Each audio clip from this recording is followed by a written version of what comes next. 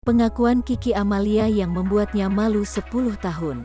Kiki Amalia sempat merasa trauma dengan pernikahan sebelumnya bersama Marcus Horizon. 2 tahun membangun biduk rumah tangga, Kiki Amalia bercerai dengan Marcus Horizon pada tanggal 10 Desember tahun 2012. Diketahui, Kiki Amalia menikah dengan pesepak bola Marcus Horizon pada tanggal 27 November tahun 2010. Kiki Amalia mengaku sampai melakukan konseling ke psikolog selama 10 tahun. Bahkan Kiki Amalia sampai membatasi diri untuk berada di lingkungan kerja. Dikutip pada kanal YouTube Melanie Ricardo, Kiki Amalia membeberkan trauma dengan pernikahan. "Aku konseling ke psikolog selama 10 tahun.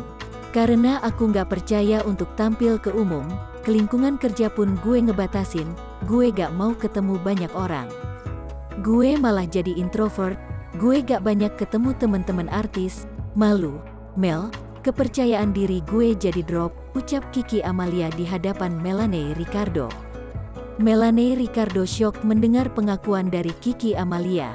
Tak hanya berkonsultasi ke psikolog, Kiki Amalia juga berkonsultasi dengan pemuka agama. Kata Kiki Amalia, ia sampai menolak beberapa acara TV. Akibat dari trauma itu, kini Kiki Amalia lebih selektif dalam memilih pasangan hidup.